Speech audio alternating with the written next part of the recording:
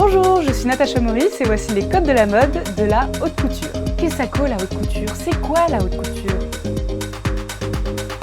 Voici les codes de la mode, la haute couture. Abonnez-vous à la chaîne pour tout voir de la mode.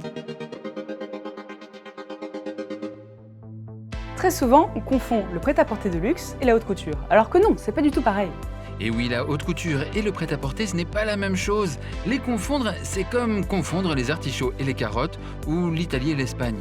Il y a des Fashion Week de prêt-à-porter et des Fashion Week de haute couture. Alors, c'est quoi la différence? La haute couture est née en France. C'est Charles Frederick Worth qui invente le concept à partir de 1858. Le 23 janvier 1945, la haute couture devient une appellation juridiquement contrôlée. C'est comme le champagne, il ne suffit pas de dire que c'est du champagne. La chambre syndicale de la haute couture nomme chaque année les maisons autorisées à porter cette étiquette. Et chaque année, il faut redemander l'appellation. Alors comment on fait pour choper le Graal de l'étiquette maison haute couture? Il y a une charte. Je me décale pour que vous puissiez lire. Les vêtements doivent être réalisés sur mesure et à la main. Pas de machine à coudre dans les vrais ateliers de haute couture. Silence, ça pique. Les maisons doivent avoir un atelier flou pour les robes, distinct de l'atelier tailleur pour les vestes. Je vous expliquerai plus tard. La maison doit concevoir des modèles originaux, c'est-à-dire qu'ils n'ont jamais été faits auparavant. Et il faut un atelier d'au moins 20 personnes. Les modèles doivent être conçus exclusivement par le créateur permanent de la maison. Chaque saison, printemps-été et automne-hiver, une collection d'au moins 25 passages sur le podium. Et surtout, la haute couture doit être présentée à Paris. Si une marque n'a pas décroché l'étiquette de haute couture, elle peut demander à être membre correspondant, c'est-à-dire des maisons avec des activités similaires à celles de la haute couture mais dont les ateliers sont à l'étranger. Les membres correspondants n'ont pas l'appellation haute couture, mais seulement couture. Ou alors membre invité, ça existe depuis 1997 et ça permet d'inclure dans le calendrier officiel des collections des maisons ne remplissant pas tous les critères mais ayant prouvé leur créativité et leur savoir-faire. Les ateliers de haute couture. Les ateliers de haute couture sont aujourd'hui très rares. Ils ont une hiérarchie très précise. Il y a la première d'atelier haute couture, la seconde d'atelier. Attention, on ne dit pas petite main, on dit première main qualifiée. Ah oui, on ne plaisante pas avec les savoir-faire. Chanel est la marque avec le plus d'ateliers haute couture, avec 5 ateliers situés dans la maison mère rue Cambon.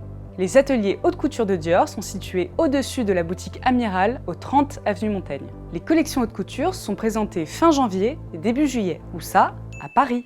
Le lendemain des défilés, les clientes viennent à la maison de haute couture passer leurs commandes. Les clientes fidèles ont même leur mannequin dédié à leur mensuration, ce qui vous évite de vous déplacer 20 fois pour les essayages. Ils ont une poupée qui vous ressemble, méga chic.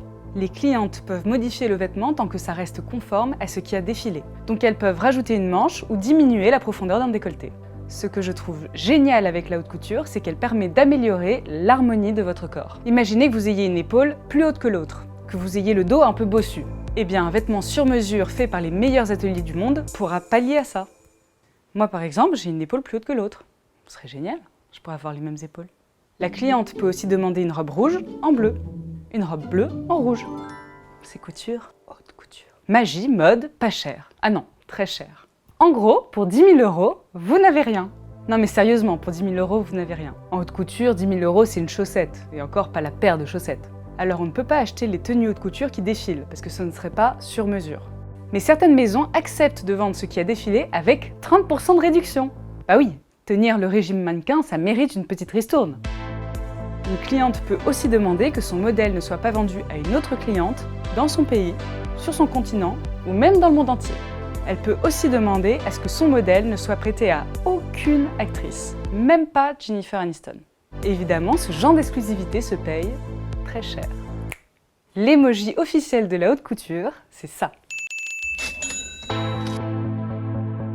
Souvent, on se dit que la haute couture, ça coûte plusieurs mois de salaire. Non, plusieurs années de salaire. Il faut compter plusieurs dizaines, voire centaines de milliers d'euros par pièce. Pourquoi ? Déjà, tous les ateliers sont en France, en plein Paris. Des premières mains d'atelier, des premières mains qualifiées. Ensuite, c'est un travail très minutieux. Il faut prendre les mesures sur la cliente, faire un patron, faire une toile donc l'équivalent du résultat final mais en tissu blanc, réessayer sur la cliente, créer la pièce, ajouter tous les petits détails souvent visibles que de très près, encore essayer sur la cliente jusqu'à ce que la pièce soit la plus parfaite possible. Non, pas la plus parfaite possible, parfaite. En gros, la haute couture, c'est de la grande maniaquerie, mais vraiment très grande maniaquerie. Par exemple, les boutons. Les boutons de haute couture sont souvent des pièces d'orfèvrerie qui coûtent une petite fortune. Oui, il y a des boutons qui coûtent un scooter. Pas les 8 boutons qui coûtent un scooter, non, chaque bouton qui coûte un scooter. Les matériaux utilisés sont très précieux. Il va y avoir les plus beaux tissus, mais aussi les plus belles perles, les plus belles plumes, du fil d'or. Pensez peau d'âne, la robe couleur de lune ou couleur du soleil. Et ce qui coûte méga bonbon, c'est bien sûr la broderie. 10 heures de broderie? 100 heures de broderie? Non, 1000 heures de broderie. Cette veste haute couture Chanel a demandé 2000 heures de broderie à des plumassières de chez Le Marié. Donc non, n'imaginez pas le prix. Là vous vous dites, c'est un bon plan financier de faire de la haute couture. En réalité, pas vraiment, parce que c'est pas si rentable. Mais bon, comme il y a actuellement 2755 milliardaires dans le monde et qu'il y a eu 493 nouveaux milliardaires dans les 12 derniers mois, ce qui fait un nouveau milliardaire toutes les 17 heures, donc des robes à 400 000, ça peut se vendre.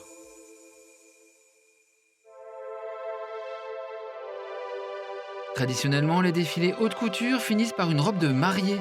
À noter que les premières d'atelier qui ont confectionné la robe de mariée d'une cliente sont traditionnellement invités au mariage, pas pour assister à la cérémonie, mais pour les derniers ajustements.